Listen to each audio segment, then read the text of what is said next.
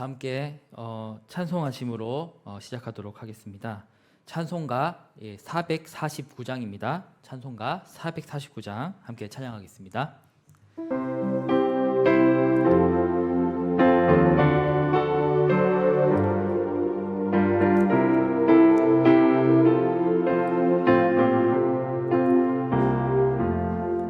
예수 따라가며 복음 순종하며 우리 행할 길 환하겠네. 주를 의지하며 순종하는 자를 주간을 함께 하시리라. 의지하고 순종하는 길은 예수 안에 즐겁고 복된 길이로다. 해를 당하거나 우리 고생할 때 주가 위로해 주시겠네. 주를 의지하며 순종하는 자를 주가 안위해 주시리라.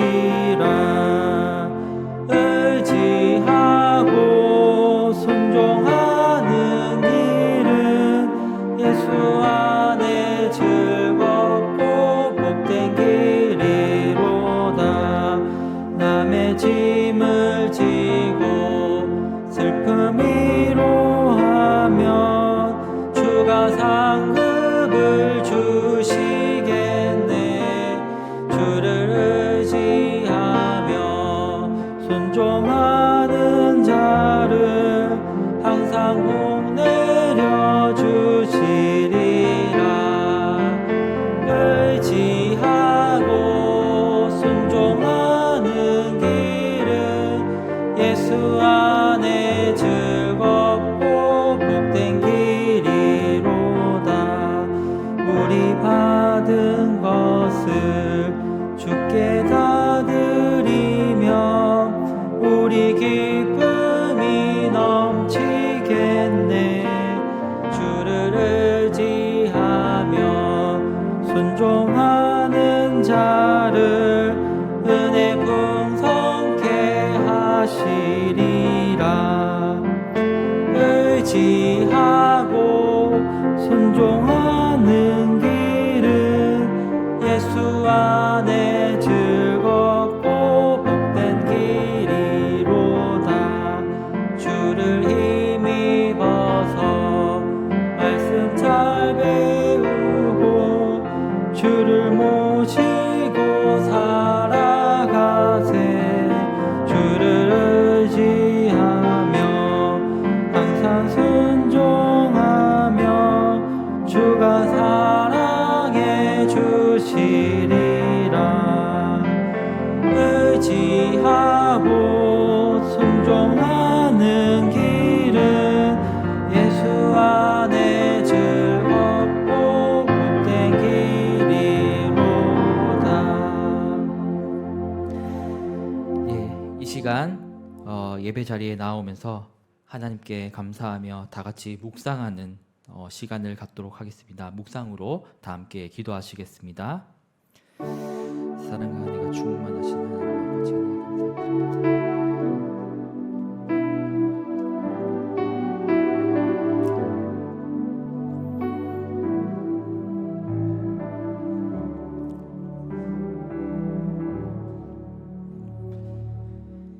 감사드립니다. 사랑과 은혜가 풍성하신 하나님 아버지 은혜에 감사를 드립니다. 우리를 한 성령으로 우리를 하나로 묶어주시고 또 주님의 귀한 자녀로서 살아가게 하여 주심에 감사를 드립니다. 우리가 늘 주님께 은혜를 구합니다. 우리가 주님의 은혜만이 우리의 참된 소망인 것을 알고 있기 때문입니다. 주님, 우리에게 은혜를 더하여 주시고 또 지금 고난 주간 가운데에 있습니다. 주님께서 우리를 위해서 십자가에서 달려 죽어주신 그 사랑을 기억하게 하여 주시고 우리가 늘 주님의 그 귀한 희생을 기억하며 살아가는 그런 믿음의 성도들이 될 수 있도록 주님 도와주시옵소서. 오늘 말씀을 듣습니다. 오늘 말씀을 들으면서 또 신령한 주님의 가르침을 통하여서 우리가 삶을 살아갈 수 있도록 주님 도와주시고 우리와 늘 함께하여 주시옵소서. 감사드리며 예수님 이름으로 기도드립니다. 아멘. 전능하사 천지를 만드신 하나님 아버지를 내가 믿사오며 그 외아들 우리 주 예수 그리스도를 믿사오니 이는 성령으로 잉태하사 동정녀 마리아에게 나시고 본디오 빌라도에게 고난을 받으사 십자가에 못 박혀 죽으시고 장사한 지 사흘 만에 죽은 자 가운데서 다시 살아나시며 하늘에 오르사 전능하신 하나님 우편에 앉아 계시다가 저리로서 산자와 죽은 자를 심판하러 오시리라. 성령을 믿사오며 거룩한 공예와 성도가 서로 교통하는 것과 죄를 사하여 주시는 것과 몸이 다시 사는 것과 영원히 사는 것을 믿사옵나이다. 아멘. 예, 찬송가 516장 찬양하겠습니다. 찬송가 516장입니다.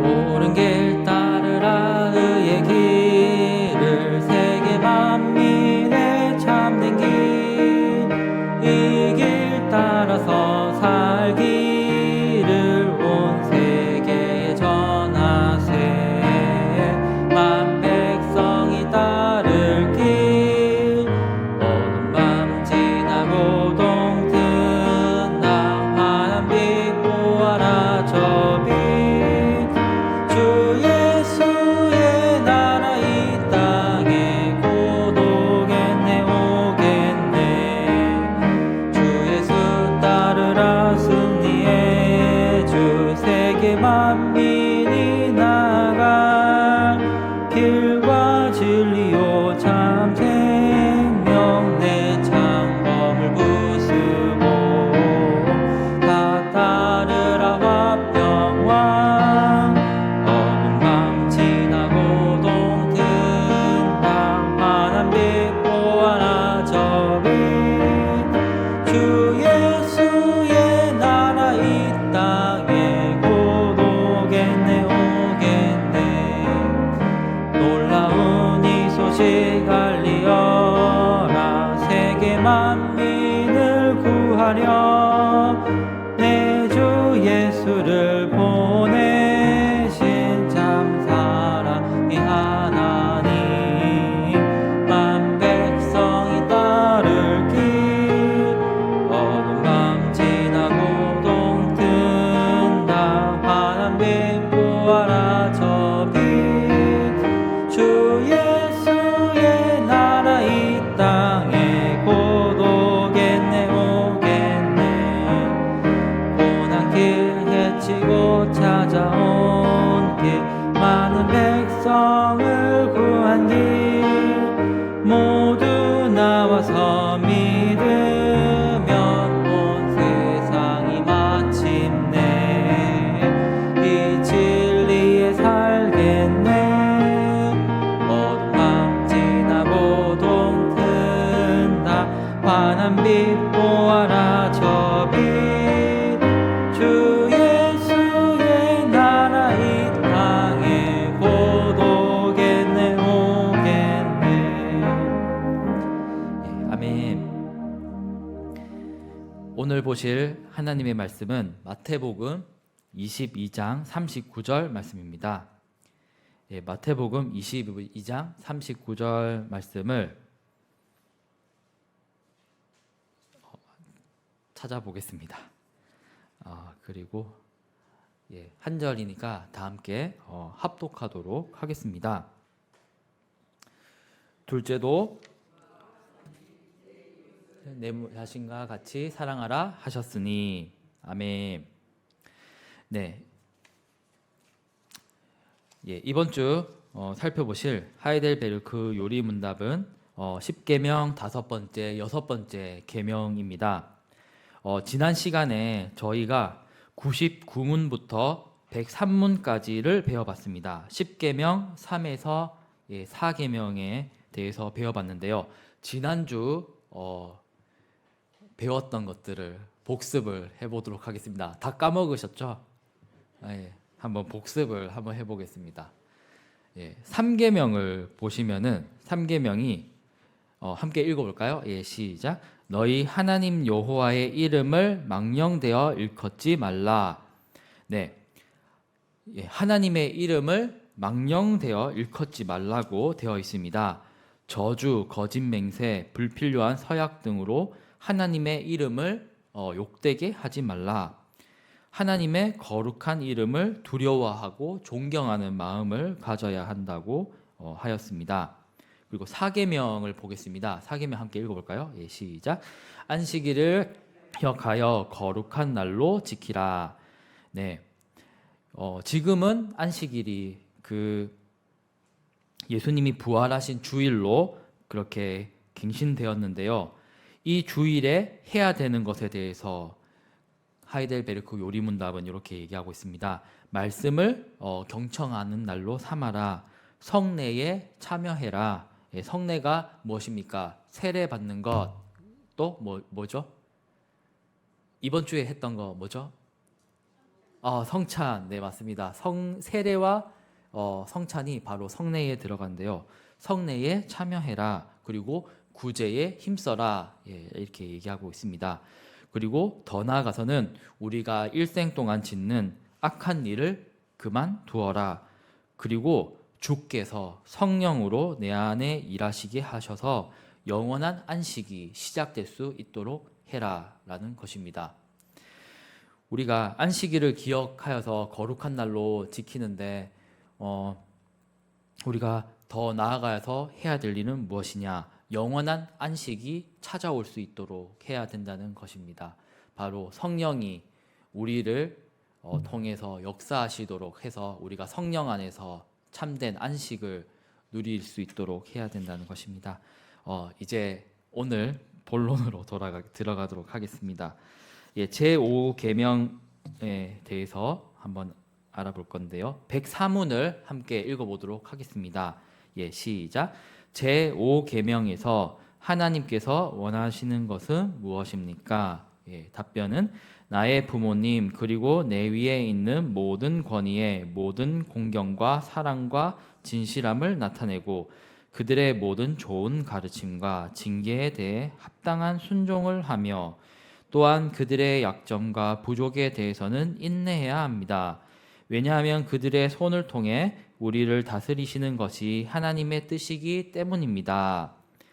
네, 5계명이 무엇입니까? 바로 내 부모를 공경하라입니다. 10계명은 돌판이 몇 개인가요? 퀴즈입니다. 10계명이 돌판 몇 개인가? 모세가 시내산에 올라가서 하나님께 돌판을 받았습니다. 돌판 몇 개 받았나요? 2개, 맞습니다. 2개를 받았습니다. 1개를 받았나요? 2개를 받았는데 그 돌판을 2개를 받았는데 2개 받은 이유가 있어요. 왜냐하면은 그 2 돌판이 주제가 달랐습니다. 예, 한 돌판은 뭐냐? 바로 하나님에 대한 인간의 계명. 그리고 2번째 돌판은 뭐냐? 인간에 대한 계명입니다. 하나님에 대한 것, 인간에 대한 것, 이렇게 2개가 있었다는 것이죠. 하나님께서 그냥 주시지 않았을 것이라고 생각합니다. 그만큼 의미가 있다는 것이죠. 하나는 너희가 하나님을 어떻게 섬겨야 될지에 대해서, 그 신앙에 대해서 알려주셨으면은, 또 한 가지는 우리가 사람 사이에 너희가 어떻게 형제 자매끼리 살아가야 될지에 대해서 하나님께서 중요하게 생각하셔서 그렇게 2개의 돌판을 주신 것이죠. 그런데 이 2번째 돌판을 제가 이번 시간부터 알아보게 됐습니다. 예, 시작하게 됐어요. 네, 의미가 남다른데요. 2번째 돌판에 첫 번째 나오는 계명이 무엇이냐? 바로 너의 부모를 공경하라 라는 것입니다. 하나님의 말씀은 그 어느 나라 어떤 민족에 가서도 다 유효합니다. 어느 나라는 우리 민족이랑 문화가 달라서 하나님 말씀 안 통해요, 이런 게 아니죠. 예, 어느 나라 가도 하나님 말씀은 보편적으로 진리로 통용될 수 있습니다. 막 저기에 무슨 남태평양에 무슨 거기 원주민들 살고 있는데 가가지고 내 부모를 공경하라 이래가지고 우리 문화랑 안 맞아요 이렇게 그게 통용되는 게 아니다. 그런 게 아니죠. 다 통용이 되는 겁니다. 그런데 저는 이 말씀을 준비하면서 하나 떠오른 것은, 내 부모를 공경하라는 것은 이 말씀이 본질적이고 보편적인 진리지만 우리나라만큼 부모님을 공경하는 나라가 없다라는 생각이 또 들었습니다. 예, 우리나라처럼 유교 문화가 이렇게 뿌리 깊은 나라는 부모님을 공경해라 이런 것들은 정말 잘 와닿을 수 있다는 것이죠. 어쨌든 다음 넘어가 보겠습니다. 1번을 보시면은 부모님과 내 위의 모든 권위에 합당한 순종을 하라라는 것입니다. 예, 말씀을 읽어볼까요? 예, 시작. 자녀들아, 주 안에서 너희 부모에게 순종하라. 이것이 옳으니라. 내 아버지와 어머니를 공경하라. 이것은 약속이 있는 첫 계명이니 종들아, 두려워하고 떨며 성실한 마음으로 육체의 상전에게 순종하기를 그리스도께 하듯 하라. 예. 하이델베르크 요리문답을 보시면은 104문의 답을 보시면은 부모님을 비롯해서 내 위에 있는 모든 권위에 공경을 보이고 사랑을 보이고 진실함을 나타내라고 이렇게 이야기를 하고 있습니다. 10계명 자체로만 보면은 부모님께 공경하라라고 되어 있는데, 하이델베르크 요리문답은 이거를 해석을 어떻게 했냐면은 더 넓게 해석을 한 겁니다. 부모님에게만 한정하는 게 아니라 우리 더 나아가서 부모님을 비롯해서 내 위에 있는 모든 권위에게 공경과 진실함을 보여라 라고 이렇게 얘기를 하고 있다는 것이죠. 10계명에서 부모님만 공경하라고 했으니까 나는 회사에 가서 내 사장님한테는 막대해야지 이렇게 할 수 있나요? 아니죠. 부모님만 공경하라고 돼 있으니까 나는 학교 가고 선생님한테 막대해야지 이렇게 되나요? 아니죠.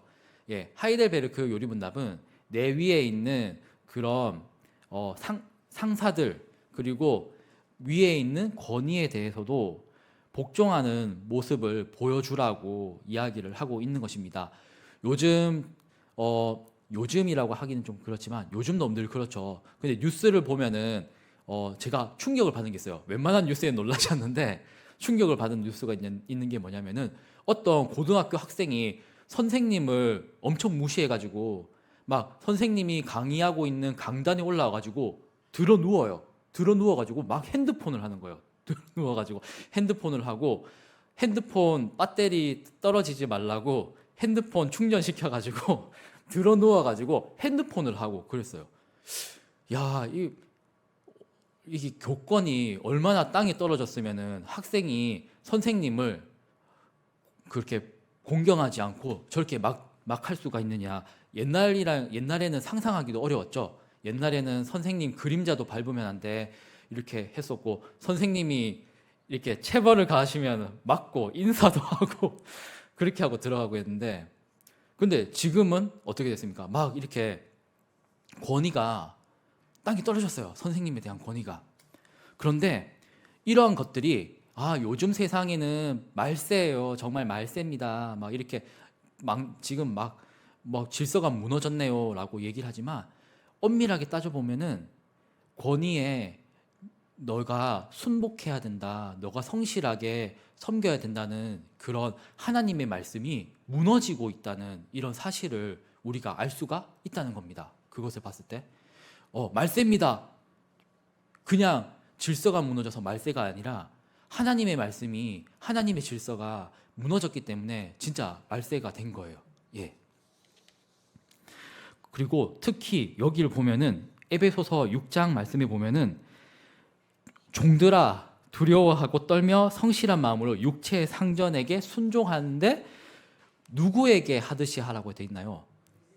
그리스도께 하라고 되어 있습니다. 와, 저는 이것 보고 옛날에 저도 회사 다녔었거든요. 예, 회사 다닌 적이 있었는데 저도 옛날에 이 말씀을 성경을 읽으면서 묵상을 하다가 이거 어떻게 해야 되지? 이런 생각이 들었어요. 나는 회사에 있는 그 상사들에게 예수님을 대하듯이 복종하라고 하니까 마음이 무거웠습니다. 그런데 이 말씀을 가지고 회사에 갔습니다. 그리고 열심히 섬겼습니다. 우리가 예수님 말씀을 잘 들어야 되니까요.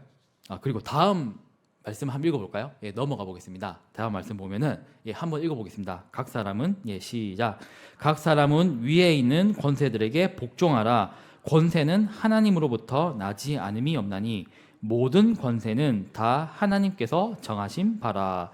로마서 13장 1절 말씀. 하이델베르크 요리문답은 자기 위에 있는 권위에 복종하라고 되어 있는데 그 전거 구절을 들고 있습니다. 그게 로마서 13장 1절 말씀인데요.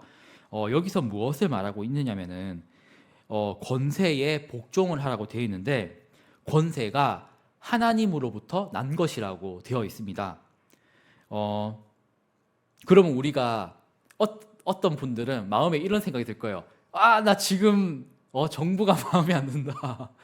지금 정부가 마음에 안 들어. 갈아엎어야 돼. 막 이렇게 마음에 분노하시는 분도 있을지도 몰라요. 어떻게 순종만 하고 있을 수 있습니까? 안 좋은 일 있으면은 뭐 이렇게 해야 되는 거 아닙니까? 라고 할 수가 있는데, 그런데 바울이 얘기를 하고 있어요. 근데 바울은 뭐라고 얘기하느냐? 권세가 하나님으로부터 난 거래요. 근데 바울이 살고 있었던 그 시대 상황을 생각해 본다면은 바울은 훨씬 더 그런 환경이 처참한 환경에서 살고 있는데 이런 말을 했다는 거예요. 바울이 살고 있었던 그 당시에 그 유대 민족은 어느 나라의 지배를 받고 있었나요? 로마의 지배를 받고 있었죠. 그런데 그 로마 사람들은 나중에 예수님이 돌아가시고 부활하시고 그리고 기원 후 70년에 AD 70년에 유대인들이 반란이 일어나니까 유대인들을 예루살렘에서 강제로 무력으로 진압을 했습니다. 피를 흘렸어요.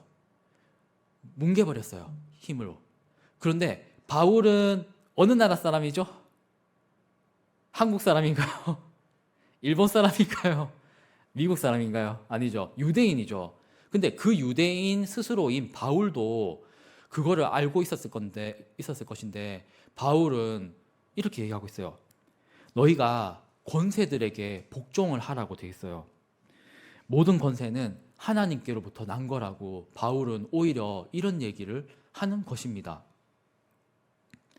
왜 그랬을까요? 그런데 다음에 말씀을 보시면 위에 나와 있어요. 그게 뭐냐면은 권위를 통해서 다스리시는 것이 하나님의 뜻이라는 거였어요. 다음에 넘어가 볼까요? 다음 말씀 보시면은 1호대 돼 있죠. 1호대를 한번 읽어볼게요. 시작. 1호대 가이사의 것이니이다. 이에 이르시되 그런즉 가이사의 것은 가이사에게 하나님의 것은 하나님께 바치라 하시니 라고 되어 있습니다. 마태복음 22장 21절이죠. 네, 예수님이 얘기를 했어요. 어떤 율법사가 찾아와가지고 예수님을 시험하면서 물어봤던 것이죠. 그럼 우리 가이사에게 순종하지 말까요? 어떻게 할까요? 하나님만 잘 섬길까요? 이랬는데 오히려 예수님은 가이사라는 것은 카이사르를 말이에요. 카이사르. 바로 로마의 황제를 지칭하는 말입니다. 로마 황제에게 줄 것은 로마 황제에게 줘라. 그리고 하나님의 것은 하나님께 바치라라고 되어 있습니다. 로마 황제에게는 백성으로서 우리가 책임을 다해라는 것입니다. 그러면서 우리가 하나님을 섬기는 신앙적인 면에 있어서도 우리가 책임을 다해야 된다고 이야기를 하고 있습니다. 나는 하나님만 섬길 거예요. 세상 권세는 안 섬길 거예요. 이게 아니라 세상 권세도 우리가 섬기고 하나님도 섬기라고 이야기를 하고 계신다는 것이죠. 어떻게 보면은 예수님은 정말 본질적으로 중요한 것들을 말씀을 하고 싶으셨던 것입니다. 하나님 나라를 이 땅 가운데 세워나가는 것이 진정한 하나님의 뜻이 아니었을까라는 생각이 참 많이 들었습니다. 제가 권위에 복종을 하라고 하니까 마음이 안 좋았어요. 왜냐하면 말씀을 보면은 권위에 복종해야 되는 것 같아요. 예수님도 가이사의 것은 가이사에게 주래요. 예, 바울도 로마의 그 권위에 복종하라는 그런 얘기를 하는 것 같아요. 은연중으로 하고 있는 것 같아요. 로마라고 써놓진 않았지만, 예, 위에서 내려오는 권위에 복종을 하라고 하고 있으니까요. 그래서 마음이 어떻게 보면 불편할 수도 있지만, 그런데 우리가 하나님께서 그 권세를 주셨다는 것은, 그것은 하나님의 뜻이 아니고서는 그 권세를 얻을 수가 없는 것입니다. 그리고 우리가 그 권세를 위해서 또한 기도해야 될 책무가 있다는 것입니다. 우리가 기도를 해서 그 지배하는 권위가 변화될 수 있도록 우리가 기도를 해야 된다는 것이죠. 하나님이 살아계시는 거 믿습니까? 하나님이 무엇이든 하실 수 있다는 거 믿습니까? 그럼 하나님이 그 권위도 바꿔주실 수가 있다는 것이죠. 어떤 남아메리카의 선교사님이 거기에 선교를 하고 있는 여러 선교사님들과 연대해서 그 지역을 위해서 기도를 했습니다. 근데 그 지역은 어떤 곳이었냐면은 마약이 유통되는 그런 거의 무법천지였던 것이죠. 마약이 유통되고 총기가 난사되고 막 갱들이 막 서로의 어둠 그런 뒷골목에 그런 싸움들이 벌어지는 그런 곳이었는데, 선교사님들이 모여서 우리가 이곳을 위해서 기도합시다라고 기도하면서 나아가니까 거기에 정말로 정부도 손을 못 댈 것 같던 그런 그 마약을 거래하는 갱들의 그런 무질서함이, 그것이 어느 순간부터 정부가 범죄와의 전쟁을 선포하면서 걔네들과 싸우기 시작했고, 나중에는 마약을 밀매하고 그런 거래하는 나쁜 그런 갱들이 서서히 물러나고 없어지기 시작했다는 거였어요. 그리고 사람들이 하나님께로 돌아오고 복음을 받아들이기 시작했다는 것입니다. 그것이 무엇입니까? 기도에는 힘이 있다는 것이죠. 기도는 어떻게 보면은 사회의 변혁적인 힘을 가지고 있습니다. 우리가 기도로서 바꿔 나가야 되는 것입니다. 현재의 상황이 안 좋으니까 이 상황을, 그렇기 때문에 우리가 기도를 해서 바꿔 나가야 된다는 것이죠. 기도는 변혁적인 힘을 가지고 있는 것입니다. 우리가 기도하고 하나님을 통해서 이 세상이 하나님 나라가 되어가도록 기도해야 될 줄로 믿습니다. 아멘. 예, 그럼 105문을 한번 볼까요? 105문을 보시면은, 105문을 보면은 제 6계명에서 한번 읽어볼까요? 예, 시작. 제 6계명에서 하나님께서 원하시는 것은 무엇입니까? 답. 내가 이웃의 명예를 훼손하거나 그들을 미워하거나 해치거나 죽이지 않기를 원하십니다. 나는 생각이나 말이나 몸짓으로 무엇보다도 행동으로 그리해서는 안 되고, 다른 사람을 시켜서 해서도 안 되고, 오히려 모든 복수심을 버려야 합니다. 더 나아가 자기 자신을 해쳐서도 안 되고, 부주의하게 위험에 빠뜨려서도 안 됩니다. 그러므로 살인을 막기 위해서 국가는 또한 칼을 가지고 있습니다. 제 6계명은 무엇이냐면은 살인하지 말라라고 그런 말씀입니다. 제 6계명은 살인하지 말라입니다. 하이델베르크 요리문답은 여기에 대해서 사람의 목숨을 빼앗는 것에만 국한해서 보지 않습니다. 더 넓은 범위에서 해설하고 있는데요. 105문의 내용을 떼어보면은, 첫째로 이웃의 명예를 훼손하지 말라는 것입니다. 살인의 범위를 명예를 훼손하는 것에까지도 적용하고 있다는 것입니다. 그리고 둘째로 살인의 범위를 미워하는 것, 그리고 해치는 것, 것도 포함하고 있다는 것입니다. 미워하는 것조차도 살인으로 보고 있다는 것이죠. 그러니까 우리가 참으로 우리가 마음이 숙연해지는 것이죠. 우리가 사소하게 생각하고 있지만 그것도 살인에 해당한다는 것입니다. 미워하는 것도 말이죠. 그리고 셋째로는 생각으로도 살인하지 말고, 말로도 생각하지 말고, 몸짓으로도 해서는 안 된다는 것입니다. 그리고 다른 사람을 시켜서 살인해서도 안 된다는 것입니다. 예, 당연하겠죠. 다른 사람 시켜서 살인해도 그것도 살인이죠. 예, 생각도 살인하지 말라. 말로도 살인하지 말라. 그렇게 얘기를 하고 있는 것입니다.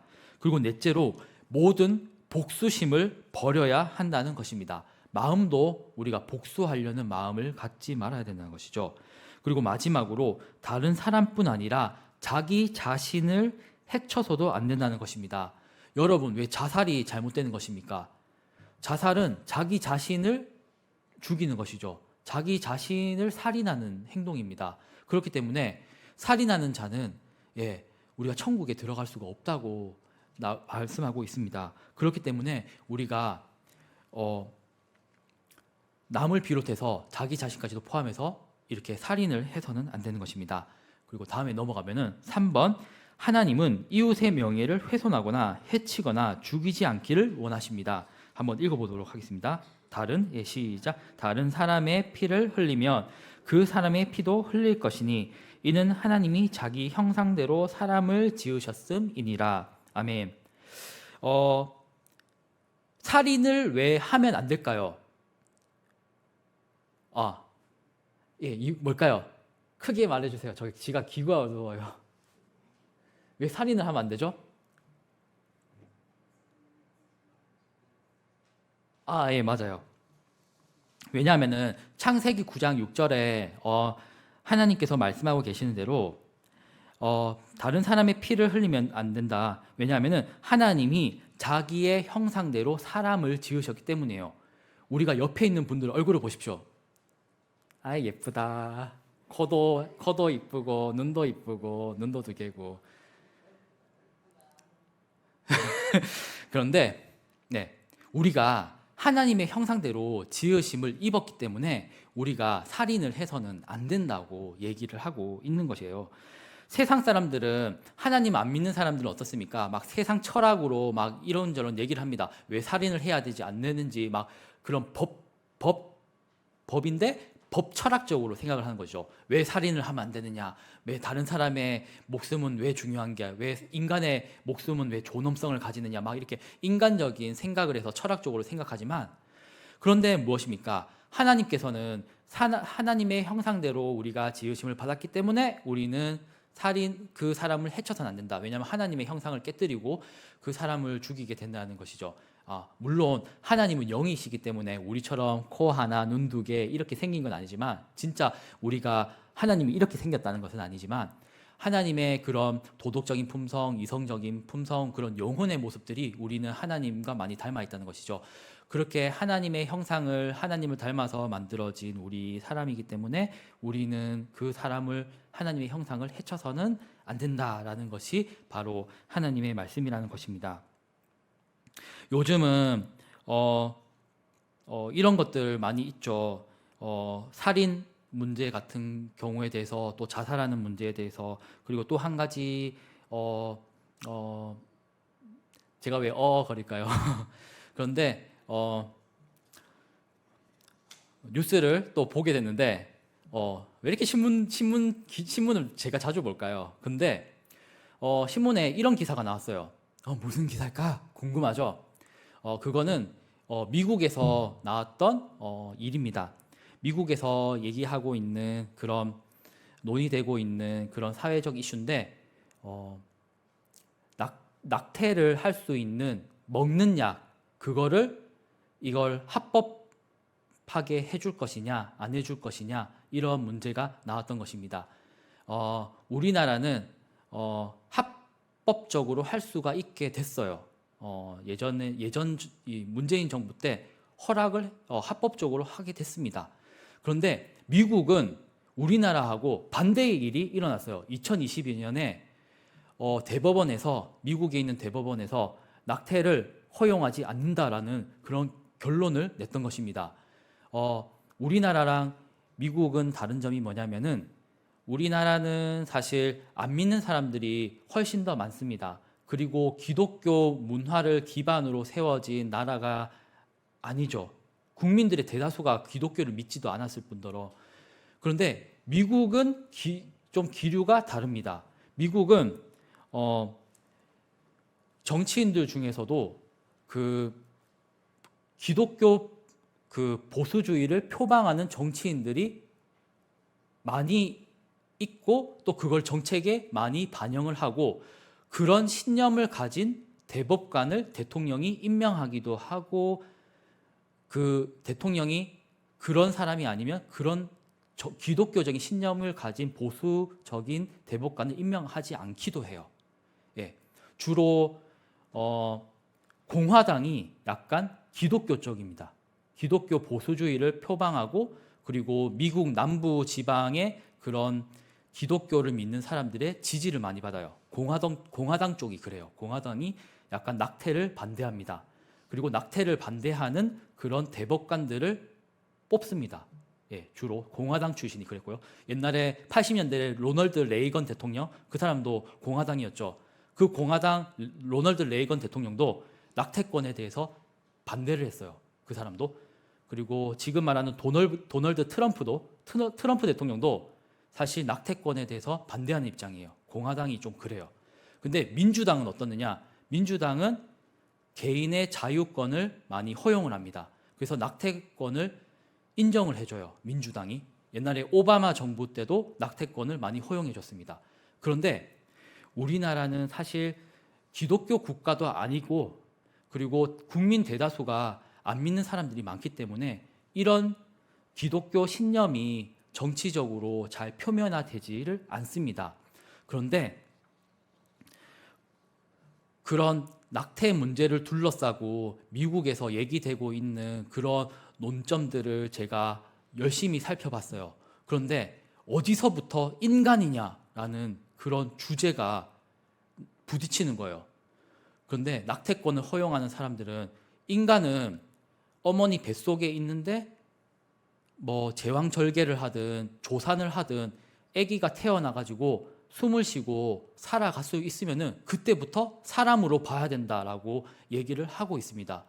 그런데 기독교 보수주의를 표방하는 그런 사람들은 얘기하기를 난자와 정자가 만나서 결합하게 되는 순간, 수정되는 순간 사람의 모든 DNA가 그때부터 형성되는 것이기 때문에 사람이 임신을 하게 되는 그 순간부터 사람은 이미 형성되어져 있다. 그러니까 우리가 낙태를 하면 안 된다. 그거는 사람을 죽이는 일이다라고 이야기를 하고 있다는 것이죠. 그래서 저는 이 생각을 했습니다. 우리가 살인을 하지 말아야 된다. 그리고 그 이유가 하나님의 형상으로 지음받았기 때문이다.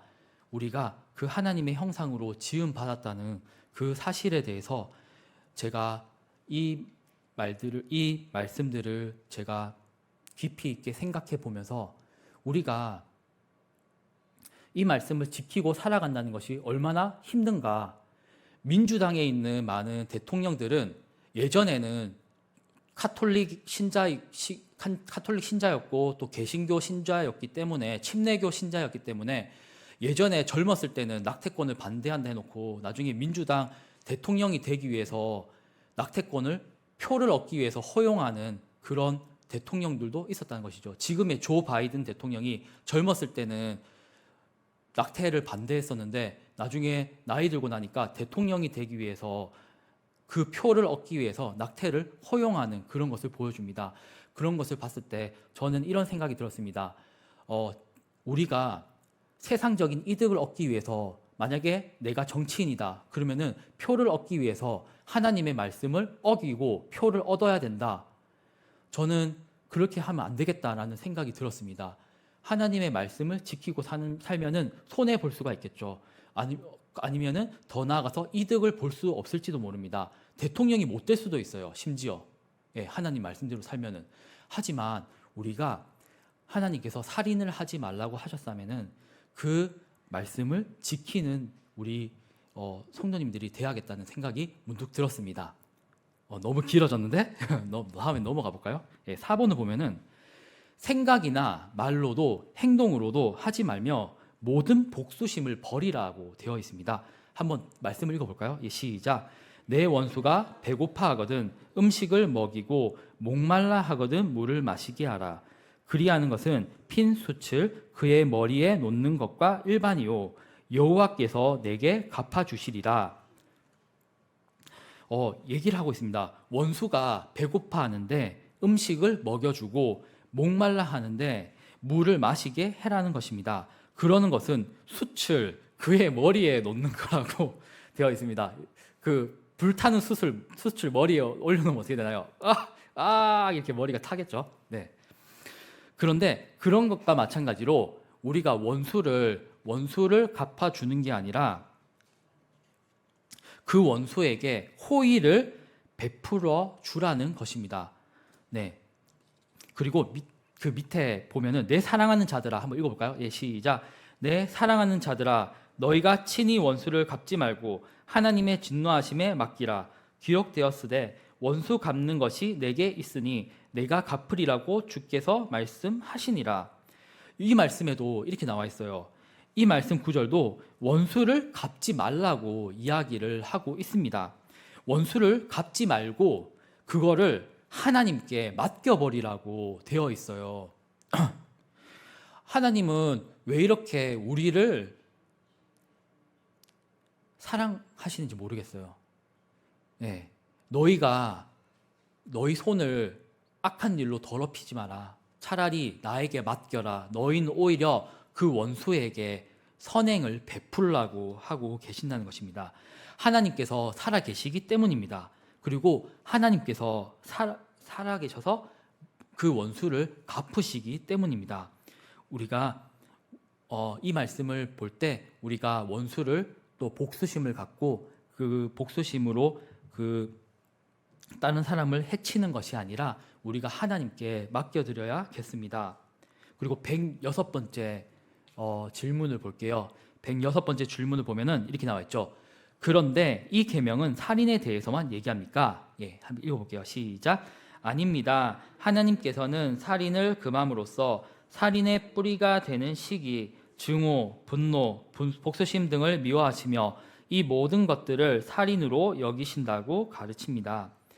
이 106문은 문구 그대로 살인에만 해당되는 건가요? 라고 물어봤는데 살인이라는 행동에만 국한되는 것이 아니라 살인의 뿌리가 되는 감정도 포함하고 있다고 얘기를 하고 있는 것이죠. 미워하는 감정부터 금하고 있습니다. 만약 살인만 금한다고 하면은 우리 대다수는 거의 99%는 이 계명을 잘 지킬 거예요. 살인을 하지 말라고 했으니까. 그런데 여기서 말하고 있는 대로 감정의 단계까지 내려가서 우리가 미워하는 것까지 하지 말라면은 우리가 계명을 지킨다는 것은 무척이나 힘들 거예요. 그리고 5번째를 보면은 살인의 뿌리가 되는 시기, 증오, 분노, 복수심 등 마음을 살인으로 여기신다. 예, 한번 읽어볼까요? 예, 말씀 시작. 그 형제를 미워하는 다음에 보면은 그 형제를 미워하는 자마다 살인하는 자니 살인하는 자마다 영생이 그 속에 거하지 아니하는 것을 너희가 아는 바라. 성경은 미워하는 것이 살인하는 거라고 얘기를 하고 있어요. 살인하는 자마다 그리고 영생에 거하지 못한다고 되어 있어요. 그럼 우리 천국 가려면 살인을 미워하지 말아야 돼요. 예. 이와 같이 생각부터 범죄의 뿌리라고 보는 것이 성경의 관점입니다. 생각부터 그 나쁜 거를 하지 말아야 된다고 얘기를 하고 있어요. 특히 이것과 유사한 말씀을 예수님께서 하셨거든요. 예수님이 간음에 대해서도 이 얘기를 하셨어요. 마태복음 5장 28절을 보시면 여자를 보고 음욕을 품는 자마다 마음에 이미 간음하였다라고 예수님께서 말씀하고 계세요. 실제로 간음하는 행동으로 이렇게 옮기지 않더라도 이미 마음에 음욕을 품은 것만으로도 이미 예수님은 그거는 간음한 거라고 얘기를 하고 계세요. 그렇기 때문에 우리가 마음에 그 범죄의 뿌리조차 두지 않아야 된다라는 것을 우리가 깨닫게 됩니다. 그리고 107문을 한번 보겠습니다. 107문 그러면 함께 읽어볼까요? 예, 시작.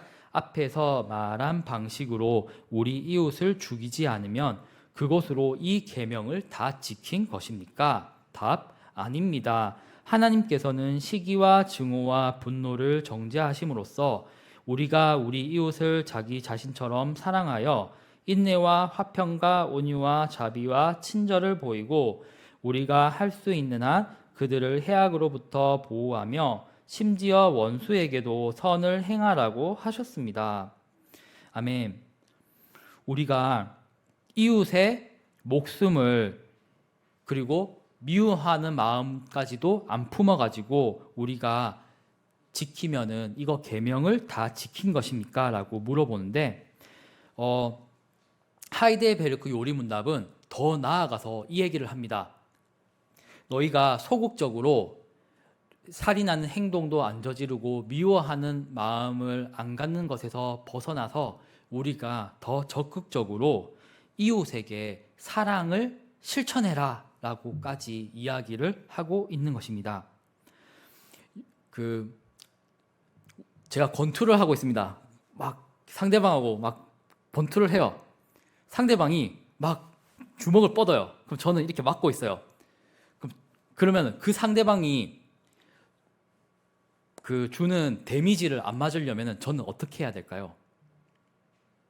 계속 방어하면 될까요? 그러면 안 맞죠? 이렇게 올려가지고 때려봐! 이러면 이렇게 막아가지고. 근데 좋은 방법이 있어요.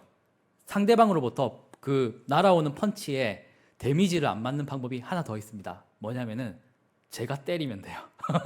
그러면 상대방이 움츠러들겠죠. 그러면 제가 데미지를 안 입게 되죠. 제가 휘두르면 오히려. 최선의 방어는 공격이라는 얘기가 있습니다.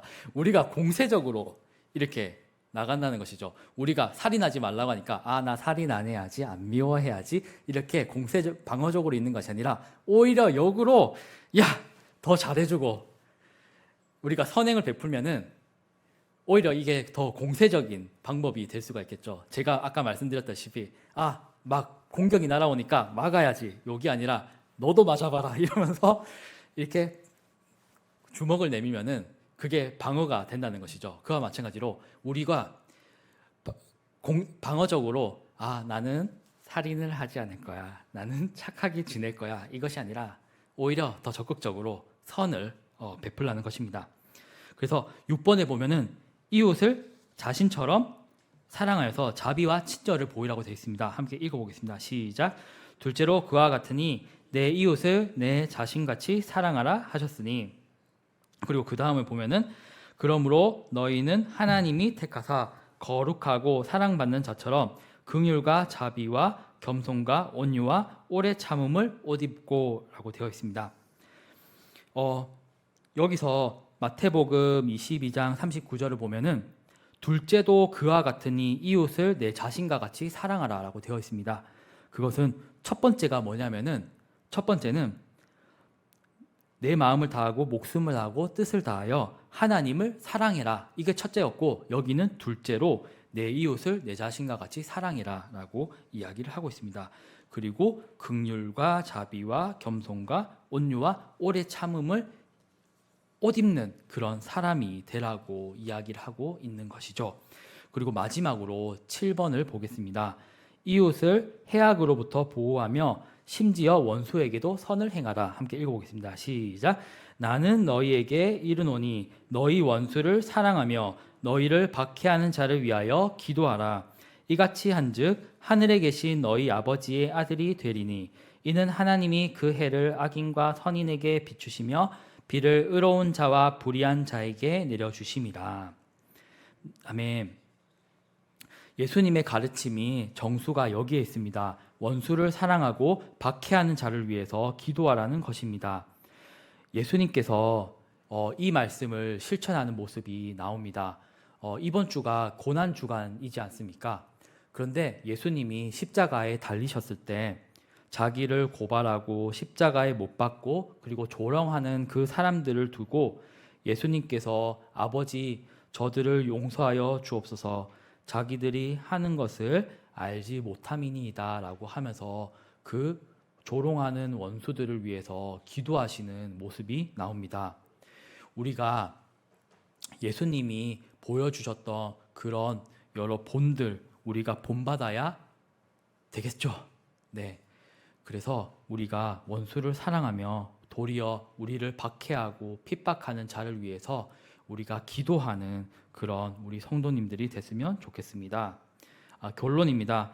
오늘 우리는 10계명에서도 5, 6계명에 대해서 배워봤는데 부모님을 공경하고 권위에 복종하고 그리고 6계명으로 살인을 하지 말라고 하였습니다. 자신 위에 있는 권위에 복종하고 그리고 5계명에서 그렇게 얘기했고 그리고 살인하지 말라는 것은 명예를 훼손하는 것부터 비롯하여서 시기하고 미워하지 않는 마음을 갖고 그리고 더 나아가서는 우리가 적극적으로 선을 베풀어야 된다는 것에까지 우리가 알아보았습니다.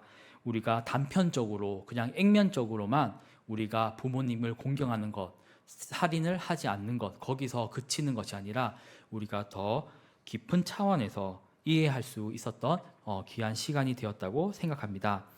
이 시간 우리 찬양을 할 건데요. 우리가 하나님 말씀을 따라 살아갈 때 사람들에게 사랑을 베풀며 살아갈 때 사람들은 우리의 모습을 보고 마태복음 5장 16절을 보시면 너희 빛이 사람 앞에 비치게 하여 너희의 착한 행실을 보고 하늘에 계신 너희 아버지께 그 사람들이 영광을 돌릴 것이다 라고 하였습니다. 우리가 오늘 배운 이 말씀들을 새기면서 또 살아갈 때 믿지 않는 사람들이 우리를 통해 선한 하나님을 바라보게 되고 하나님께 영광을 돌리게 될 줄로 믿습니다. 네, 일어나라 주의 백성 함께 부르도록 하겠습니다.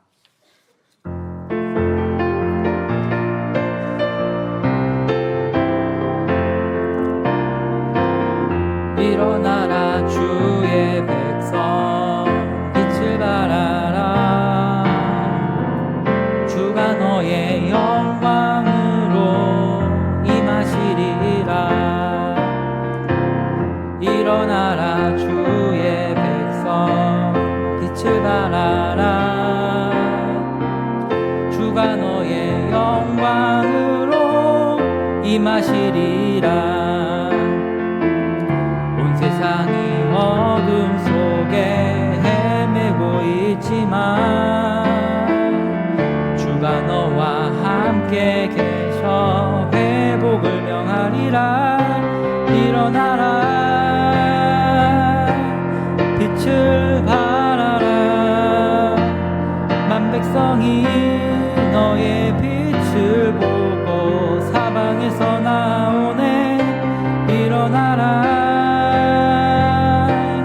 빛을 발하라 만 백성이 자유함을 얻어 기뻐하는도다 일어나라 주의 백성 일어나라 주의 백성 빛을 발하라 주가 너의 영광으로 임하시리라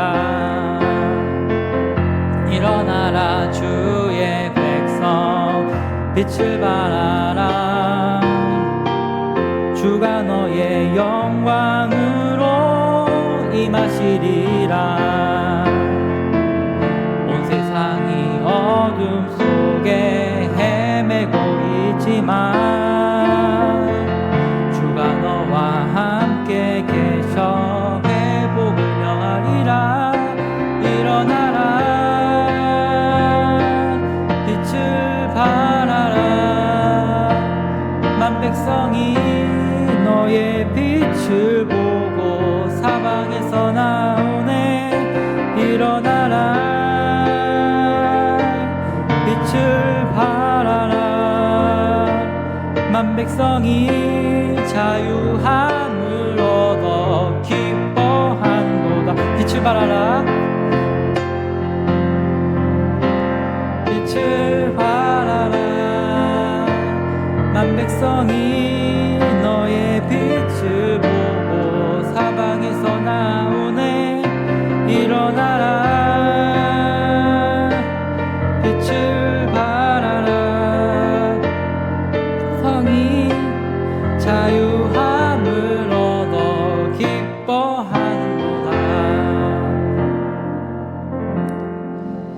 네, 이 시간 우리가 함께 기도하기를 원합니다. 첫째로 말씀대로 우리가 사랑을 실천하며 살아가는 예수님 닮은 사람이 되길 원합니다. 우리에게 해를 가하는 사람에게 오히려 선행을 베풀고 우리를 핍박하는 자에게 오히려 그 사람을 위해서 기도하는 적극적인 사랑을 실천하기를 원합니다.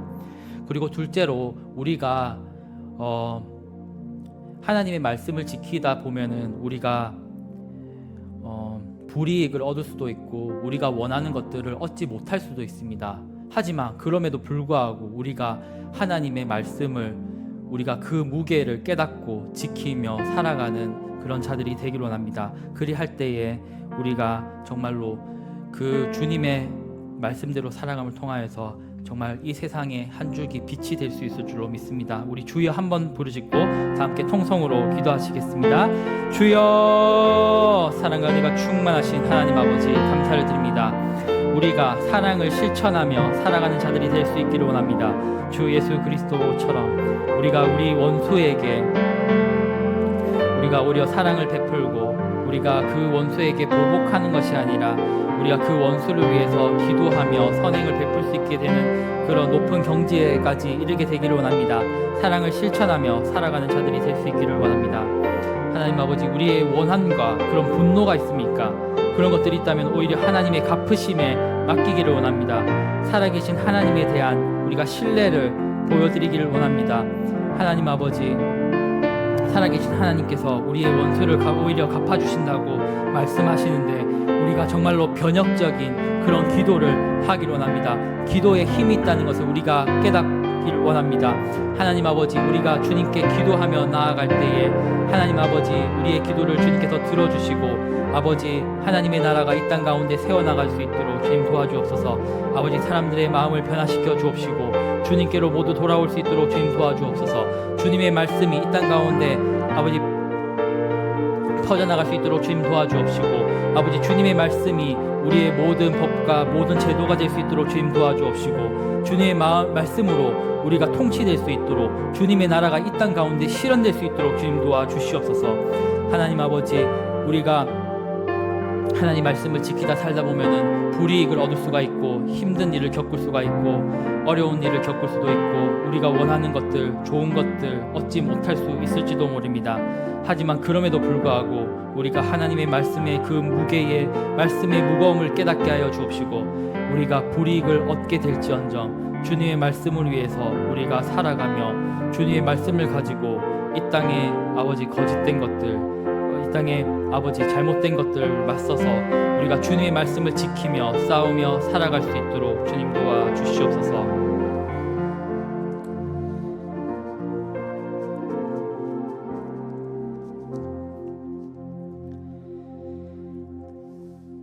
사랑과 은혜가 충만하신 하나님 아버지, 은혜에 감사를 드립니다. 우리가 오늘 10계명의 둘째 돌판에 인간을 사랑하는 그런 계명들 중에서도 우리가 부모를 복종하고 권세에 복종하고 그리고 살인하지 말라는 그런 계명들, 미워하지 말라는 계명들, 더 나아가서 선의를 베풀라는 그런 내용들에 대해서 배워보았습니다. 하나님 아버지, 우리가 주님 말씀을 배울 때 그 주님 말씀을 배우고 우리가 그 말씀대로 살아갈 수 있기를 원합니다. 주님의 말씀을 대로 살아가면은 우리가 불이익을 겪을 수도 있고 어려움을 겪을 수도 있고 우리가 원하는 것들, 좋은 것을 얻지 못할 수도 있습니다. 하지만 우리가 궁극적으로 원해야 되는 것은 우리가 주님의 말씀을 지키며 살아갈 때에 우리가 이 땅에 하나님 나라를 도래하게 할 수가 있다는 것입니다. 하나님의 말씀을 실천하며 살아갈 때에 우리가 하나님 나라를 이 땅 가운데 실천할 수가 있습니다. 하나님 나라 말씀이 우리나라의 법이 되게 하여 주시고 제도가 되게 하여 주시고 정책이 되게 하여 주옵소서. 그리하여서 주님의 말씀이 이 나라를 통치하게 하여 주시고 주님의 나라가 이 땅 가운데 실현될 수 있도록 하여 주옵소서. 우리가 믿는 자로서 우리가 솔선수범할 수 있기를 원합니다. 그리고 우리가 원수를 사랑하며 그 원수를 위해 기도하고 그 원수를 위해서 우리가 선행을 베풀어서 오히려 하나님께서 우리를 보고 기뻐하시는 그런 믿음의 성도들이 될 수 있도록 주님 도와주시옵소서. 감사드리며 예수님 이름으로 기도드립니다. 아멘. 하늘에 계신 우리 아버지여, 이름이 거룩히 여김을 받으시오며 나라가 임하시오며 뜻이 하늘에서 이루어진 것 같이 땅에서도 이루어지이다.